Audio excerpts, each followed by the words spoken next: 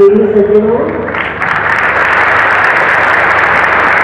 सभी भगवत संत महात्मा भाई जी और हमारे बीच में आए हुए हमारे भजन सम्राट श्री देवेंद्र पाठक जी, आज हम हमारी संस्था बहुत दिनों से आपके भजनों को टीवी में सुनती थी कि जीवन नहीं है परमानेंट, और इसी एक भजन में आपको यहाँ आने के लिए निमंत्रण दिया था। और आज हम सभी बड़े प्रसन्न हैं कि आपने आज हमारे इस प्रांगण में जहाँ हरि चर्चा का 2 दिन से ये सत्संग चल रहा है, उसमें आके आपने शोभा बढ़ाई और संगीत के भजनों के द्वारा हमारे भक्तों को सुनाया। सच में जिस तरह भजनों के द्वारा हमारे संतों ने समझाया है कि जीवन नहीं है परमानेंट, अगर सब यही समझ लें कि ये जीवन हमेशा के लिए यहाँ नहीं है, तो अनेकों बुराइयों से बच जाएगा, अभिमान से बच जाएगा, क्रोध से बच जाएगा, लालच से बच जाएगा, माया मोह से बच जाएगा, और ये ढूंढने लगेगा कि आए क्यों। क्योंकि संतों ने बड़े शब्दों में कहा, आया है सो जाएगा राजा रंग फकीर, एक सिंहासन चढ़ चला एक बांधा जाए जल्दी। मैंने कल भी सुना है कि आजकल गंगा माँ का पानी का प्रभाव कम किया हुआ है, तो हमें दिख रहा है, और जब बहाव में गंगा बहती है तो बहुत से लोग उसमें डुबकी लगाते हैं, और ऐसे भी लोग हैं जो सोचते हैं हमने डुबकी लगा दिया हमारे पाप मुक्त हो गए। लेकिन संतों ने कहा है कि 184 धर्म दिया मानुष जन्म पायो, कहे नानक नाम समाल सोधिन ले गया। वो नाम क्या है जो माता पिता ने दिया। हमारे संत महात्मा बैठे हैं, जब इनका जन्म हुआ इनका नाम कुछ और था, लेकिन जब संन्यास का रास्ता अपनाया तो गुरु महाराज ने इनको एक नाम दिया, अध्यात्म का नाम भी दिया और समाज में जीने के लिए एक नाम दिया, और आज उस नाम से ही पुकारे जाते। तो अध्यात्म के नाम में बहुत शक्ति है, इसीलिए तो संतों ने कहा कि ज्ञान अंजन सतगुरु दिया, अज्ञान अंधेर विनाश, हरि कृपा से संत देखिया नानक मन प्रकाश। ज्ञान रूपी अंदर चोट लगती है तो डॉक्टर कहते हैं ये मल्लम लगा दो, ये दवाई खा लो, वो दवाई खा लो, लेकिन जब हृदय में चोट लगती है, अशांति की चोट लगती है, अध्यात्म की प्यास लगती है, उसको जानने की प्यास लगती है, तब हम भटक जाते हैं रास्ते में। कौन देगा, कौन देगा, कौन दिलाएगा, कौन उस अध्यात्म के ज्ञान को हमको जनाएगा, और तब हम भटकते भटकते कितनी आयु हमारी व्यतीत हो जाती है। आज हम सुबह यहाँ पे दर्शन दे रहे थे तो बहुत से लोग, कोई नेपाल से आए, वृद्ध आए हैं, कोई आना चाह रहे थे आ नहीं सके, और अब आए हैं, किसी न किसी परिस्थिति में ग्रस्त में आदमी फंस जाता है, आ नहीं सकता, लेकिन फिर भी हजारों की संख्या में ये भक्त लोग आए, दूर दूर से आए, एक सोच के साथ आए हैं कि जाएंगे तो सत्संग मिलेगा, सत्संग हमारे जीवन को बदल देगा, क्योंकि संतों ने ही कहा है बिन सत्संग विवेक न हो। आज मेरी माता कहती माँ जी यहाँ पर तो बड़ा वैराग्य होता है, बहुत वैराग्य होता है, इधर सत्संग सुन रहे और उधर गंगा जी देख रहे कि यार जाना तो यही है। तो ये होता है वैराग्य की पहली सीढ़ी कि जब हम सत्संग को सुनते हैं तो सत्संग से हमें एक अलग प्रेरणा मिलती है, तब पता चलता है कि आए हैं सो जाएंगे राजा रंग फकीर, एक सिंहासन चढ़ चला और एक बांधा जाएगा। तो मनुष्य योनि तो भगवान ने सब कुछ दी है, शरीर भी हम चला रहे, शरीर की भूख को भी मिटा रहे, सब कुछ कर रहे हैं, जब तक कि जीवन में कोई उस सांस के महत्व को समझता है, कोई उस बूंद को समझता है जो कि स्वाति के नक्षत्र की तरह होती है, कोई समझता है पार की, जो उसकी महत्व को समझता है कि ये मानव जीवन क्यों मिला है। इसलिए मिला है कि साधन धाम और मोक्ष का यही एक द्वार है। आज हम बड़े बड़े महापुरुषों की मूर्तियां बनाते हैं, जब उन शरीर से संसार से चले जाते उनकी याद में उनके दर्शन के लिए मात्र मूर्ति रह जाती है, और उससे हम अपने पंडित जी को कहते हैं इसमें प्राण प्रतिष्ठा कर दो, और जब प्राण प्रतिष्ठा करते तो हम सोचते साकार हो गया, कार्य कब साकार हो गया। लेकिन अगर मुर्दे के सामने कोई कह दे कि इसमें भी प्राण प्रतिष्ठा कर दो तो क्या संभव है? सांस जो है चला गया वो वापस शरीर में आ नहीं सकता है, और उन्हीं सांसों के लिए कहा, सांसों की माला में सुमरू में हरि का नाम। शायद पता भी नहीं होगा, 21,600 बार हम सांस लेते, ऊपर जाता है नीचे जाता है, ऊपर जाता है नीचे जाता है, 21,600 बार, बहुत संख्या है। लेकिन भगवान संत कहते हैं कि हर सांस में उसका सुमरन करो। जब तक आप उस सांस में सुमरन नहीं करोगे, उस माला को नहीं रटोगे, माला को नहीं जपोगे, तो इस अध्यात्म को हम पा नहीं सकते हैं। और अध्यात्म को पाने के लिए ही ये मानुष चोला मिलता है, जिसके लिए सूर्य दुर्लभ और ग्रंथों ने भी कहा है कि मनुष्य शरीर हर योनि का राजा है। ये तो बड़े भाग्य से मिलता है। मछली बनोगे, मकड़ा बनोगे, कीड़ा बनोगे, मगरमच्छ बनोगे, शेर बनोगे, हाथी बनोगे, बलवान हाथी भी बन सकते हो, सब कुछ बन सकते हैं। लेकिन उसमें हम भगवान के उस ज्ञान को प्राप्त नहीं कर सकते। ज्ञान को प्राप्त करने का एक ही साधन है, मानुष चोला। इसीलिए इसको कहा है कि बड़े भाग्य से मिलता है। और भाग्य कैसा है? कुछ न कुछ कर्म किए होंगे, चाहे माता पिता के होंगे, पर माता पिता ने तो जन्म दिया। मनुष्य ने स्वयं उस पुण्य जन्म में कर्म किए होंगे कि मानुष चोला मिला, और मानुष चोले में अध्यात्म को, ज्ञान को प्राप्त करना तो सबसे बड़ी प्राप्ति है। इससे बड़ी प्राप्ति संसार में कोई नहीं है। पेट की भूख में हम भोजन को डाल देते, जीव की प्यास में हम पानी को पी लेते हैं, और जब अध्यात्म की प्यास होती है, अशांति की प्यास होती है, तो मात्र अध्यात्म ज्ञान ही हमें सांत्वना दे सकता है, शक्ति देता है। ये जीव कहाँ भटक रहा है? ये तो संसार के दुख है, जो जब तक ये जीवा, ये शरीर है, उसमें वो दुख रहेंगे।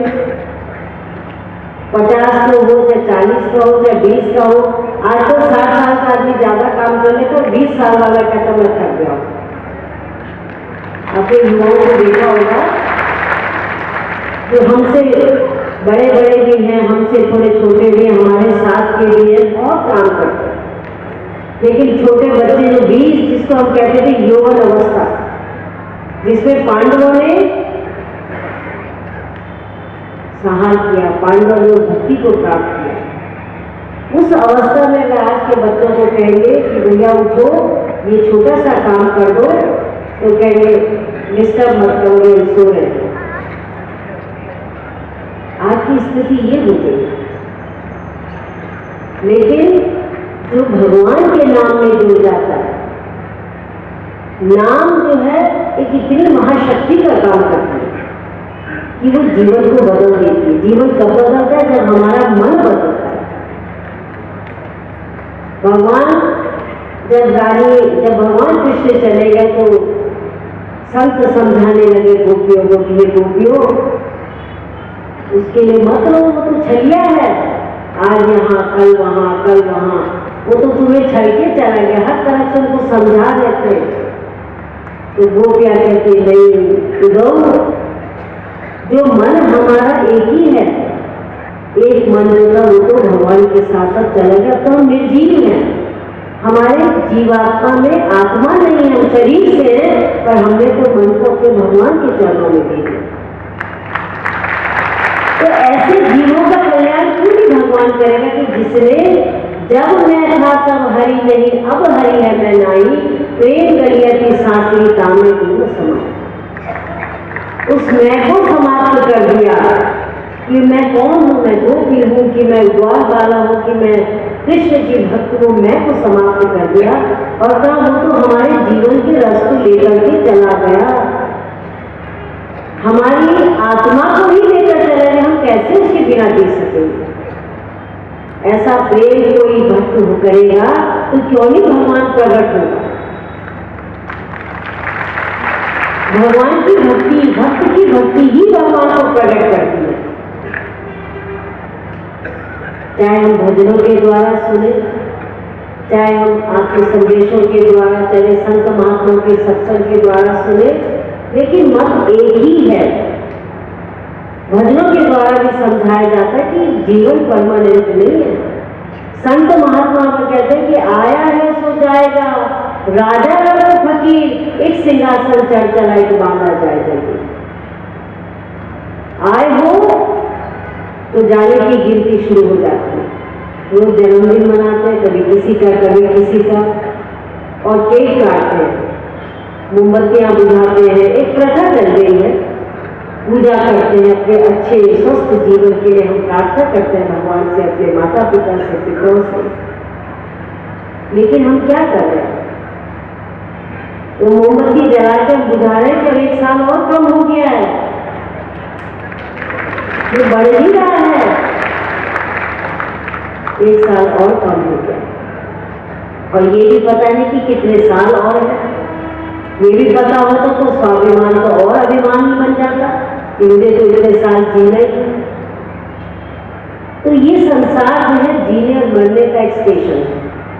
हम आए हैं, थोड़े वर्ष जिएंगे, हमें मौका मिला है क्योंकि बड़े भाग्य से मनुष्य तन मिला है। 84 लाख दुनिया बरमते मानुष चला पाया है, लेकिन किसने मिला है ये हमें ढूंढना है। क्यों मिला है, हमें क्या करना है इस जीवन में जो हम अमर हो जाए। शरीर तो समाप्त हो जाएगा, अमर कैसे होंगे। और अपने को भी हम ऐसी मुक्ति के साधन को अपनाएंगे तो हम भी अमर हो जाए। ये पीड़ादायक जर्नी होती है, जन्म मरण, ये तो दर्द की पीड़ा की जर्नी है।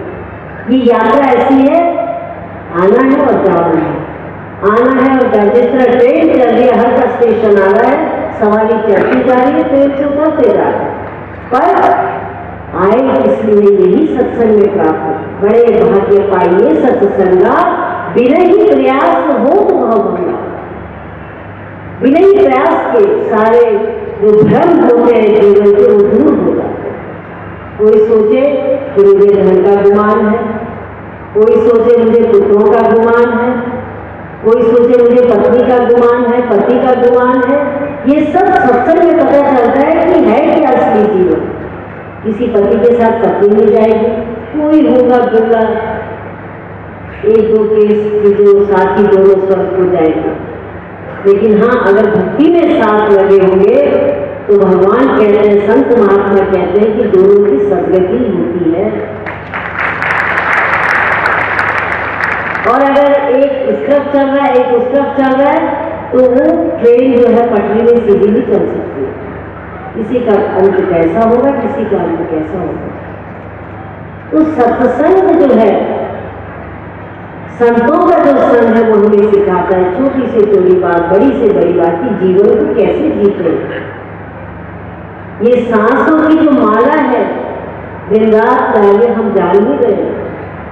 कई जो ज्ञानी है वो भजन सुनने करके उस माला को रट रहे, और जो ज्ञानी है वो सोचता है कि तो भगवान ने दिया है, चलिए मजा करते जब तक ये जीवन मिला है। तो इसीलिए संतों की बाणी बड़ी अटपटी, झटपट लखे न को, जो झटपट लखे तो चटपट दर्शन। और वो क्या है, आपन आप ही ले पाए। हमें अपने आप में ही कोई शक्ति की प्राप्ति करनी है। जब तक हम अपने आप में ही ढूंढेंगे, सारा ब्रह्मांड ढूंढेंगे, सारी सृष्टि को ढूंढेंगे, पर वो तो हमारे अंदर है। अंदर के प्रकाश को छोड़ के हम संसार में ढूंढे कि कोई हमें शांति देगा, पर वो तो अंदर है, मन में ही उस प्रभु का मंदिर। इसी चीज को संत महात्मा बताते हैं, संत बताते हैं और संत अनुभव के साथ बताते हैं। बहुत हमारे कथाएं हैं, हमारे यहाँ रामायण में, गीता में अनुभव है, तो संत भी यही कहते हैं, उस अनुभव को मैं सुनाता हूँ। मैं कहता हूँ कागज देखी, तू कहता है आंखों देखी, तू कहता है कागज देखी, मैं कहता हूँ आंखों देखी। तो कागज में क्या लिखा है? भगवान को जानो, नाम का सुमरण करो। राम अयोध्या में आए थे, सबने नहीं पहचाने, हनुमान ने पहचाना। कृष्ण आए थे, भगवान ने गीता में अर्जुन को ज्ञान दिया। भगवान चाहते तो सबको ज्ञानी बना सकते थे, क्यों नहीं? उनके अंदर इतनी शक्ति थी कि सारे द्वापर में सबको ज्ञानी बना देते। लेकिन भगवान ने अर्जुन को चुना कि अर्जुन ने मन तन अपनी सारी शक्तियां भगवान के चरणों में डाली कि हे प्रभु, अब मेरी रक्षा करो, मेरी लाज। और तब भगवान के जब शरणागत हो तो भगवान ने उनको अध्यात्म का ज्ञान दिया। पर इतनी असंख्य सेना थी, सबको भी भगवान ने ज्ञान दिया। इसीलिए ज्ञान रूपी जो अंजन होता है वो बड़े सौभाग्य से मिलता है। अभी सुबह हम लोग आए थे तो माताएं कहती कि माँ जी, हम इतने दिन से सत्संग सुने, हमें अध्यात्म ज्ञान दो। मैंने कहा ज्ञान तो कंठी माला नहीं है कि 10 रुपए की खरीदी और 24 घंटे हम घंटी बजाते हैं और माला का सुंदर करते हैं। ज्ञान तो पहले हृदय से मान लो, जान लो। माना भी नहीं, पहले जानो। जागो रे नर जागना, अब जागन की बारी, फिर क्या जागे नानका, जब सोवे पांव पसारी। जिस दिन प्राण पखेरु उड़ जाएंगे, पैर आराम से सो जाना था। पर अब जब तक वो जीवात्मा है, जब तक वो प्राण है, हम सो नहीं सकते हैं, क्योंकि सो रहे हैं। भगवान ने रात बनाई, दिन बनाया, रात को सोते ही हैं, लेकिन फिर भी भजन सुमरन के लिए चेतन रहो, तभी हम उस पूंजी को जोड़ सकते हैं। नहीं तो खाए आए तो फिर खाली हाथ चले जाएंगे। मरते दम तक, मरने के बाद भी लोग कहते रहेंगे राम नाम सत्य है, सत्य बोलो गत है, लेकिन तब लेट जाएगा फ्लैट, तब चाह करके भी उठ के हम राम नाम को जान नहीं सकते। तो ये सत्संग के जो आयोजन किए जाते हैं, देखिए हर बार घूमने के लिए तो आप कभी भी आ सकते हैं, पर सत्संग एकमात्र साधन है कि जो गुरु महाराज जी आदेश दे रहे हैं, वो सत्संग सुनाया जा रहा है, उससे हमारे मन के अनेकों भ्रम दूर हो जाते हैं। बहुत से भ्रम होते हैं। मनुष्य शरीर में आए हैं, क्यों आए हैं? आने की तो डेट भगवान ने लिखी, जाने की डेट नहीं लिखी। न जाने की डेट किसी को बताए, सीक्रेट रखा है भगवान ने, गुप्त रखा है, क्योंकि अगर वो बता देता तो तुम फिर तो कब्जा कर लेते। मनुष्य की तो आदत है हर चीज में कब्जा करने की। आज कली काल में क्या है, कोई दया धर्म से दूर होते जा रहा है। एक खून के माता पिता के बच्चे एक दूसरे के दुश्मन बन गए, जमीनों पे कब्जा कर रहे हैं, मकानों पे कब्जा कर रहे हैं। क्या साथ ले जाएंगे, मुझे बताओ, क्या ले जाएंगे साथ? मुट्ठी बांध के आए थे, हाथ पसारे चले जाना। कल स्नान के आज स्नान के आगे जीव का नाम लिखा है, जीवात्मा का फलाना फलाना सिंह, फलाना फलाना प्रसाद, सबके नाम लिखे हैं। और कल जैसे प्राण पखेरोगे तब आ जाएगा स्वर्गीय। स्वर्गीय मतलब गए, और स्वर्गीय लिखा होगा तो नेम प्लेट पे भी घर के आगे में बड़े आगे लिखते हैं कि फलाना फलाना, उसके आगे आ जाएगा स्वर्गीय। अब आए क्या थे? किस लिए आए थे और लेकर हम क्या जा रहे हैं। बहुत से लोग हमारे पास आते माँ जी हमारा झगड़ा निपटा, क्योंकि दोनों भाई आते, दोनों बहनें आते, दोनों की पत्नी आते, सब आते, हमारा ये कर दो, हमारा वो कर दो। मैं कई बार कहती कि भैया समाज के ये झंझटों से हम थोड़े अलग हैं। हम कहते हैं आत्मज्ञान, अध्यात्म में अगर आत्मा में अशांति है तो यहाँ, अगर तुम प्यासे हो तो पानी पिलाया जाएगा, भूखे हो तो प्रसाद मिलेगा, अध्यात्म की भूख है तो अध्यात्म ही मिलेगा। लेकिन अगर उन चीजों के पीछे भागोगे जो हमने सबने छोड़ के जाना है। आज इतने बड़े बड़े किले, अभी आप जब बद्रीनाथ केदारनाथ की तरफ जाएंगे तो पांडवों के चरणों के निशान पड़े, पांडवों के समय के मंदिर बने हुए, पांडवों के समय के सारी रचनाएं हैं। इतने शक्तिशाली पांडव भी संसार से गए, स्वर्गारोहण हो गए। तो मनुष्य की क्या होता है, 50 साल, 60 साल, 70 साल, 80 साल, यही हाथ कदम उठाने के लायक रहेंगे, यही बल जो है तीर्थ स्थानों की तरफ जाने के लिए रहेंगे, यही आंखें जो है चित्र को देख करके फीकी पड़ जाएगी और हिम्मत शरीर की टूट जाएगी। तब एक ही रहेगा कि घर में बैठ कर भजन सुमरन कर सको, और वो तभी होगा जब हम पहले से उसको करते आए। अभ्यास कहते करत करत अभ्यास से जड़मत होत सुजान, रस्सी आवत जाकर सिर पर पड़त निशान।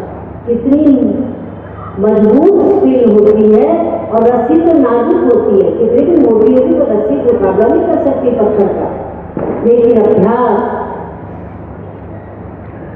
करत करत अभ्यास से दिन रात जो अभ्यास करेगा उस पर चलेगा तो वो रस्सी भी उस पत्थर को निशान, पत्थर पे अपना निशान लगा देती है।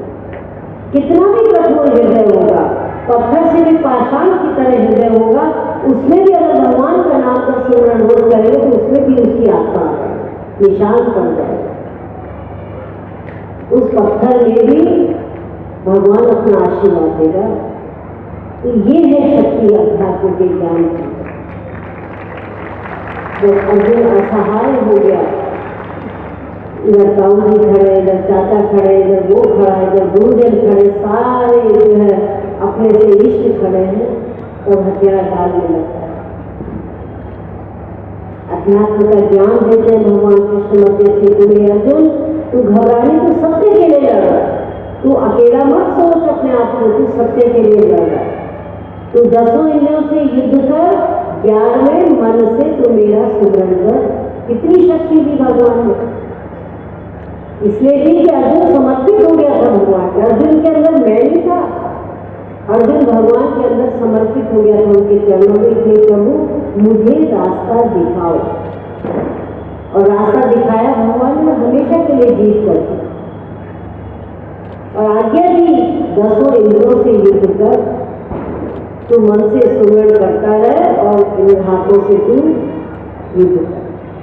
तो ये प्रभु की कृपा को बहुत कम समझते हैं। रात को लेकर भजन में कि कृपा की न होती आदत तुम्हारी, हम रोज भजन नहीं गा रहे, आप भी गाते हैं, हम भी गाते हैं, सभी गाते हैं। और कृपा किस चीज के लिए होनी चाहिए? असत्य से सत्य की जीत के लिए होनी चाहिए। आपको हरिद्वार में कार्यक्रम हम दिल्ली में करते थे, दिल्ली में बहुत बड़ा आश्रम है, वहाँ ये कार्यक्रम होता था। लेकिन सब लोग दिल्ली से हरिद्वार भागते थे गंगा स्नान के लिए। एक दिन एक्स्ट्रा लगता था, गंगा स्नान के लिए हरिद्वार आते थे। तो हमने सोचा तो बहुत ही अच्छा, हरिद्वार हमारे उत्तराखंड का, कल भी मैंने कहा श्री महाराज जी का जन्म जो है घाट की सेविया पौड़ी गढ़वाल में हुआ था। लेकिन उनकी कर्म भूमि उन्होंने अध्यात्म की शुरुआत हरिद्वार से की थी, क्योंकि ये हरि का द्वार है। हरि के द्वार में आकर के हम उसके बाद में तीर्थों को कराएंगे, तीर्थों की तरफ जाते, अध्यात्म को देखते हैं। यहाँ से थोड़ी देर में ऋषिकेश है, आपको और ही अनुभूति होगी, माँ गंगा के पास बैठ के और अनुभूति होगी। तो यहाँ अध्यात्म की ऐसी कृपा है संतों की जो हम पर प्राप्त होती है, सब पर होती है। यहाँ की लगता है कि संत मिलन को चाहिए, तन माया अभिमान, जो जो पद आगे बढ़े कोटि यज्ञ समान। ये संतों की भूमि है और संत बड़े परमार्थी होते हैं। संतों का जीवन आसान नहीं होता है, बहुत परमार्थी होते हैं। जैसे कुमार होता है, कुमार जब चोट मारता है अपने घर को तो अंदर हाथ रखता है। आपने कभी देखा होगा कुमार को अंदर हाथ रखकर उसको मजबूती के लिए चोट मारता है। ऐसे ही संत महात्मा होते हैं, वो जीव को मजबूत बनाने के लिए, संसार से लड़ने के लिए उसको शक्तिशाली बनाते हैं और कृपा का हाथ रखते हैं और संसार में छोड़ देते, जाओ अध्यात्म का प्रचार करो, लेकिन अपना हाथ रखते हैं। आजकल तो फोन हो गए, पत्र हो गए, कंप्यूटर हो गए, लैपटॉप हो गए, 1 सेकंड में मैसेज आ जाता है, आप कहाँ हो, हम यहाँ हैं। इतनी फास्ट जो इतनी जल्दी दुनिया आगे बढ़ रही है, इसके आगे क्या होगा भगवान क्या है। कई बार भक्त लोग कोई शुभ कार्य करते थे तो मैसेज कहते आप हमें आशीर्वाद भेज दीजिए, तो हमारे कंप्यूटर में लड़का बैठा वो हाथ का आशीर्वाद भेज देता। तो मैं दिन कह रही थी, मैंने कहा जब भूख लगेगी ना तो बढ़िया थाली इसके लिए भेज देना, ठीक है, उसमें सब कुछ व्यंजन रख देना, थाली भेज देना और तब ये इस थाली से प्रसाद कर सकता है। असंभव। हम फोटो देख करके आज हम भगवान राम की देखते हैं चित्र और सोचे कि भगवान राम हमें आकर के उस बिल्ली के दर्शन करा देंगे जिस बिल्ली को भगवान ने झूठे पेड़ खिलाए, तो भाव कहाँ से लाओगे, भाव कहाँ से लाओ। उस कंप्यूटर में, इस टेक्नोलॉजी में भाव नहीं है। फोटो भी आ जाएगी बेर की, बिल्ली भी आ जाएगी, राम भी आ जाएंगे, पर भाव कहाँ से लाएंगे। और भगवान तो कहते हैं भाव का भूखा मैं हूँ, भाव ही एक सार है, भाव से मुझको भजे तो भाव से मेरा पार। भगवान ये नहीं मांग रहे तूने कौन सी डिग्री करी, कौन सा एजुकेशन तूने प्राप्त करी, कौन से कॉलेज में तू गया, अनपढ़ है, पढ़ा लिखा है, गरीब है, अमीर है, उसके आगे कोई नहीं है। उसके आगे एक है कि भाव, भक्ति और भाव। जो भाव से भक्ति करेगा उसका मैं बेड़ा पार करूंगा। तो क्या हमें चुनना चाहिए, हमें देखना चाहिए कि हम अपने जीवन में कहाँ चल रहे हैं, क्या चल रहे हैं, कौन से हम ऐसे रास्ते में लगे हैं। जाना तो है पर कैसे जाना, क्या करके जाना, आए क्यों है। और जब ये जीवन में प्रश्न आ जाएगा कि हम आए क्यों हैं, तो सारी समस्या सॉल्व हो जाएगी। आए हैं सो जाएंगे। और वही राजा जनक को भी एहसास हो। राजा जनक खेत के लिए गए तो उन्होंने खिचड़ी बनाई और जब खिचड़ी बनाई तो भोग करके चले गया और भूखे सो गए। बड़ी अशांत अतृप्त भूख थी, प्यास थी, लेकिन उनको भ्रम हो गया कि भूख को व्याकुल हो गया। और ऐसे पूरा एक कथा आती कि किस तरह राजा जनक के हृदय में, मन में इच्छा जागृत थी अध्यात्म ज्ञान की। और जब राजा जनक को ज्ञान प्राप्त हुआ, उन्होंने सब कुछ अपने गुरु महाराज के चरणों में समर्पित कर दिया। ये भी तेरा, वो भी तेरा, तेरा तुझको अर्पण क्या लागे मेरा। हम भगवान के आगे आरती करते हैं, रोज आरती करते हैं सुबह शाम। तेरा तुझको अर्पण क्या लागे मेरा। कि क्या सच में हम मन को अर्पण कर सकते हैं। बिरला कोई होगा जो अपने को तन मन सही ही उसमें अर्पण कर देगा। यही सोच रहे सत्संग क्यों किया जाता है।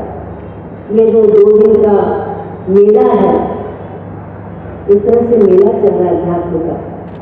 तरह तरह के साधु संत महात्मा आपको सत्संग सुना रहे, अध्यात्म की बात सुना रहे, भजनों के द्वारा, सत्संग के द्वारा, संतों के दर्शनों के द्वारा आपको एक अज्ञानता से अज्ञानता से ज्ञान की ओर मोड़ने के साधन बताए जा रहे हैं कि जी खाली हाथ मत जाओ, मैं देख के आज असंख्य भक्त लोग, कोई गंगा नहा रहा है, कोई गंगा जल ले जा रहा है, कोई तुलसी माला ले जा रहा है, कोई कुछ ना कुछ हरिद्वार की निशानी ले जा रहा है। सबके हाथ में कुछ ना कुछ है, छोटा है, थोड़ा है, बड़ा है, तो ले जा रहा है, प्रसाद ले जा रहा है। वही प्रसाद सर उनको और जगह भी मिल जाएगा, मीठी गोलियां, लेकिन यहाँ रखा है कि हरिद्वार का प्रसाद, ये हरिद्वार का माला है, ये हरिद्वार का गंगा जल है। गंगा जल तो हरिद्वार में ही मिलेगा, लेकिन और चंद चीजें सब इधर भी मिल सकती कि हम जाएंगे तो हमें याद होगी कि हम हरिद्वार से होके आए, हरि के द्वार से दर्शन करके हम आए। लेकिन सबसे कीमती हमें क्या मिला है? सत्संग।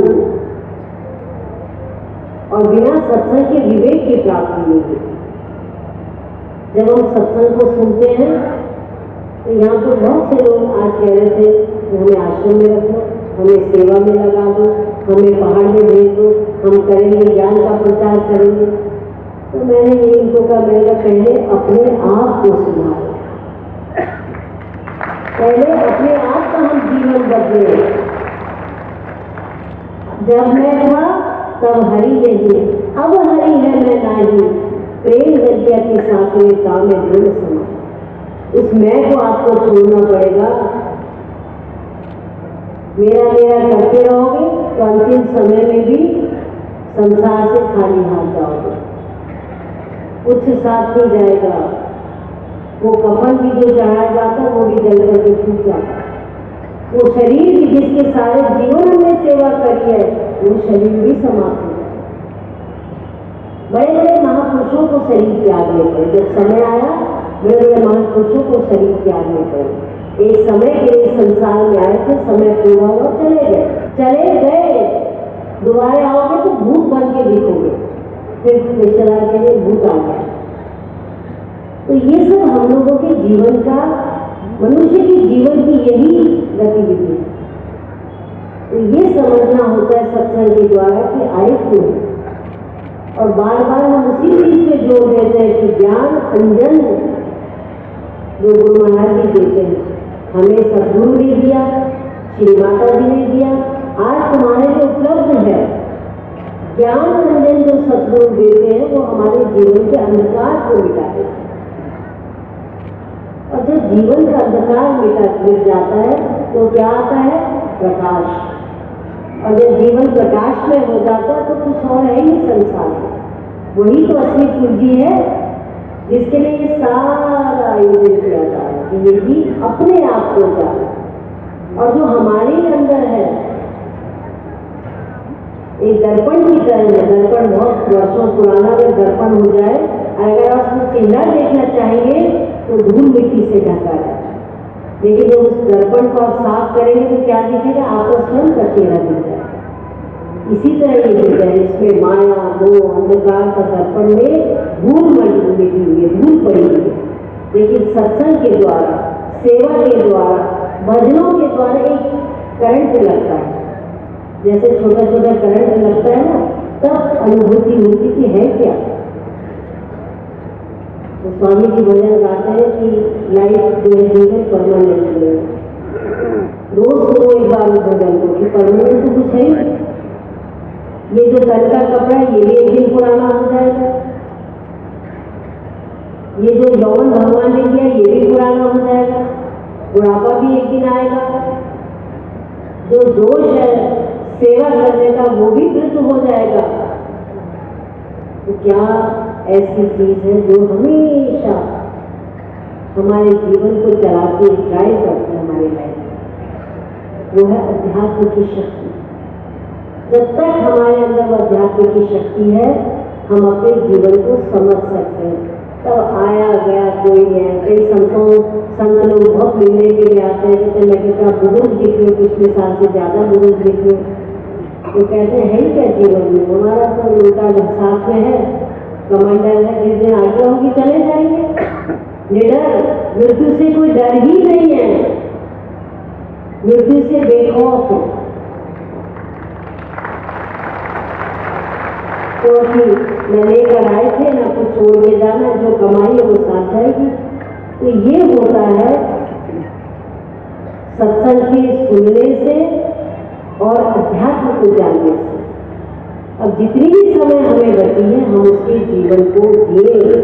और जीना कैसे होता है?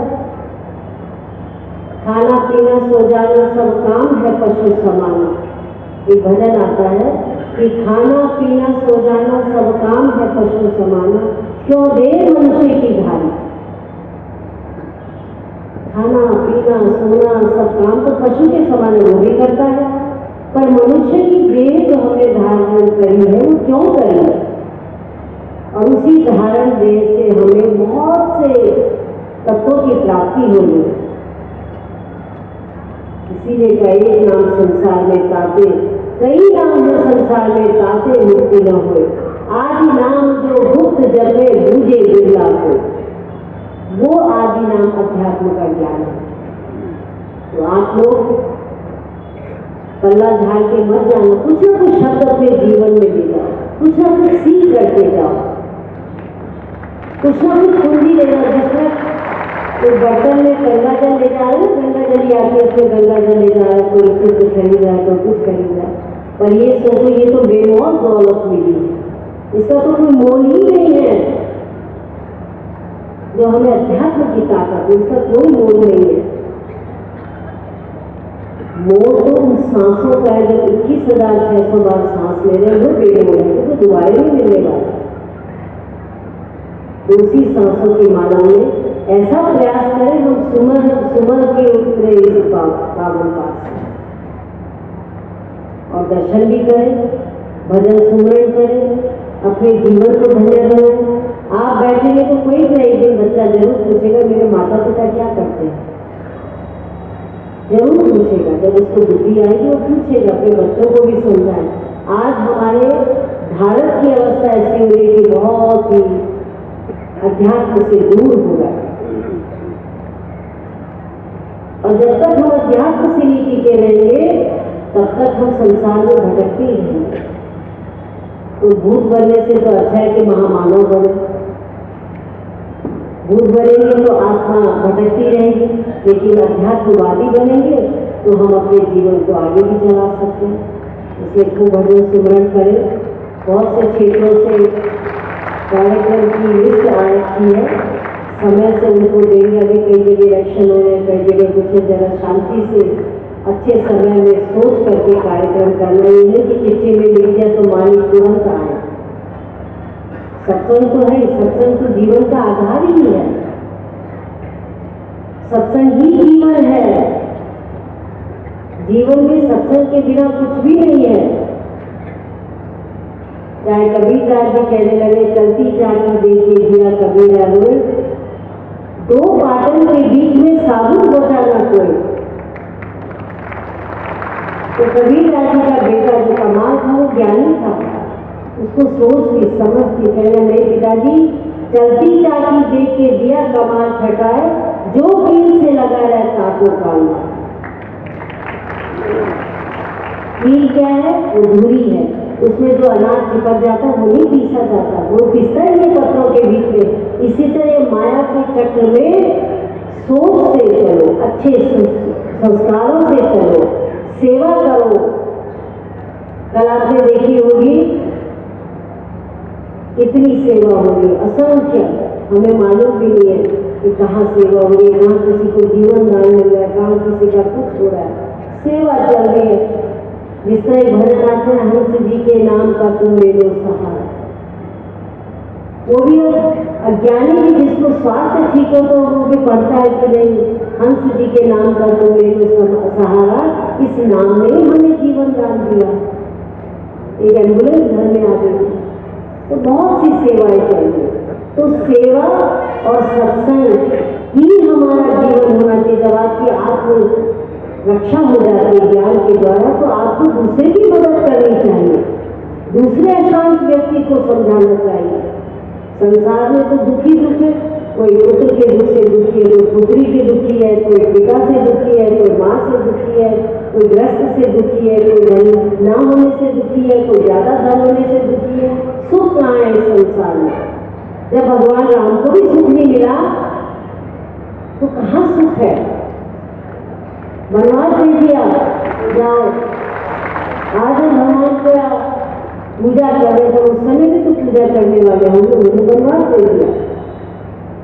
तो ये सब हमारे मनुष्य जीवन के जितने भी समय के लिए जीवन मिला है, हम सबका तो यही सोचना है कि जीवन को हम धन्य बनाएं। इसीलिए इतना बड़ा ये आयोजन रखा गया कि समझो और समझ करके जीवन को चलाओ, इसमें हम सब धन्य हो जाएंगे, आप भी धन्य हो जाएंगे। और कम से कम इस माया रूपी संसार से हम कीचड़ में जिसमें कमल रहता है उसमें भी जीवन को जिए, कि कमल में वो कीचड़ नहीं निपटता, वो अपना चलता रहता है। ऐसे ज्ञानी भक्त भी होता है, जब उसके पास में ज्ञान की शक्ति होती है, उस कीचड़ में संसार के दलदल में नहीं फंसता। तो उसी जीवन को सत्संग के द्वारा अपने जीवन को जिए। सभी को दुआ आशीर्वाद कि भजन सुमरन करें। और इस ग्राउंड की बात बताती हूँ आपको, दोनों में जो हमारे सेवक हैं यहाँ पे, बहुत से सेवक दिल्ली ऐसे हैं, ऋतु आई है, मानस आया, अपने राकेश किया, बहुत से सेवक आए, सबका नाम मैं कहा, पूरे आश्रम के सेवक आए। जब ये जमीन जगह पार्क मिलता है तो इसकी हालत, मैंने जो कहा था बिफोर एंड आफ्टर की फोटो लेके देखा, क्या इसकी हालत होती है, झाड़ियाँ होती है, गंदगी होती है, सब कुछ होता है। और हमारे सेवक दिन रात प्रयास करके 10 दिन के अंदर आपको ये चमन बना के दे, और भंडारे फोटो अपना ले रहे हैं, संगीत अपना चल रहा है, सब कुछ अपना चल रहा है। मनोज का काम था, आज तो पता नहीं चखा नहीं चखा, हर रोज भंडारा चखने जाता था, और जरा सी भी खराबा कहता फेंको दूसरा बना। इतनी दूर से भक्त आए, इनको अच्छा प्रसाद देना चाहिए, क्योंकि सत्संग में प्रसाद है तो वो भी एक व्यवस्था है। छोटे से छोटा शान आया हुआ अमेरिका से, उसका जो काम है वो अपना देखेगा, एक एक ग्रुप निकालता है, जरा भी कहीं चलती है। तो ये प्रेम और भावना हमारे जीवन में आनी चाहिए। 2-4 का कर्तव्य नहीं है, जो इस गढ़ी से जुड़ जाता है, कोई ना कोई कर्तव्य है उसका, वो सेवा है, कर्तव्य भी नहीं, उसको मैं सेवा कहूंगी, क्योंकि सेवा से हम अपने को महान बना सकते। हनुमान ने सेवा की, अपने अभिमान का हनन किया, तो भगवान राम से साथ में पूजा होती है। तो ये सेवक भी आज जो अदृश्य है, कि कोई भंडारे में बैठे, क्योंकि सुबह हम लोग आए थे, बहुत से भक्त लोग मिले, सारे अदृश्य सेवा कर रहे, और उस सेवा का फल आप सबको मिल रहा है। तो मैं उनको भी आशीर्वाद दूंगी कि निरंतर अगले वर्ष भी और आने वाले सभी वर्षों में श्री महाराज जी की जयंती यही करेंगे। और जब श्री महाराज जी की जयंती होगी तो कम से कम हमारे पूरे राज्य के लिए ये सौभाग्य और सम्मान की बात है कि हम अपने गुरु महाराज जी की जयंती हरि के द्वार पे कर रहे हैं, जहाँ से उनका जीवन की शुरुआत थी, जहाँ से सध्यात्म की शुरुआत थी। आज हमें बहुत सी यादें दिलाती हैं, बहुत से क्षेत्र से याद दिलाती। श्री माता जी हमें बहुत किस्से सुनाते थे। वो रहते थे दूर, और श्री महाराज जी यहाँ रहते थे। जब आश्रम की शुरुआत करी तो मिट्टी में उन्होंने सब लोग पेड़ों को लेकर उस मिट्टी को सीधा करते थे। गुरु महाराज जी की सेवा ही है जो आज खड़ा है कोई। अगर हम सेवा को भूल जाएं तो धिक्कार ऐसे भक्त को। और पैदल हमारे माता जी रोटी मट्ठा जो भी होती थी वो लेकर के वहाँ से पैदल आते थे और भोजन कराते थे भक्तों को, जो सेवक थे उनको भोजन कराते थे, और फिर माता जी लोग वापस आते। आज उस कठिन परिश्रम को हम लोगों के लिए तो बहुत आसान होगा, आप सबके लिए बहुत आसान है। सत्संग सुनाया, कल्ला झाड़ा चल पड़ा। पर कठिनाई जब सोना तपता है तो भट्टी में तपता है, उस सोने में चमक आती है तो भट्टी की गर्मी से आती है, उसको घिसा जाता है, बार बार उसको घिसा जाता है, तब उसमें चमक आती है, आभूषण के लायक बनता है। तो हमें भी अपने महान पुरुषों से शिक्षा लेनी चाहिए कि उन्होंने अपने जीवन में इतनी सुविधाएं नहीं की, फिर उन्होंने भी तब भी अपने अध्यात्म को नहीं छोड़ा और उस अध्यात्म ज्ञान की महिमा सुनाई, ज्ञान ही बनाया। चोर आया, डाकू आया, हर तरह का जीव आया, लेकिन अध्यात्म में जानकर वो अध्यात्मवादी बन गया और सेवा से सम्मान का जीवन जीने लगा। वो होता है सत्संग। वो होता है बदलना अपने आप को। ये नहीं कि 3 दिन के लिए हम यहाँ बदले और फिर बाद में कंप्लेन करने लगे, अपने जीवन को दुखों से भरते रहे। तो इसलिए आप लोग सीख करके जाओ और अगली बार आप जब आएंगे तो और भी सेवा का मौका मिलेगा। सबको दुआ आशीर्वाद। सभी भाई जी माता जी कल प्रचार कार्य की मीटिंग होगी, तो सभी को बहुत बहुत दुआ आशीर्वाद और खूब भजन सुमरण करें। जब खूब भजन करेंगे तो ये सब याद आएगा। और मैं देवेंद्र पाठक जी का भी हार्दिक धन्यवाद देती हूँ, हमारे उन्होंने भक्तों की ये प्रार्थना स्वीकार की और सभी भक्तों को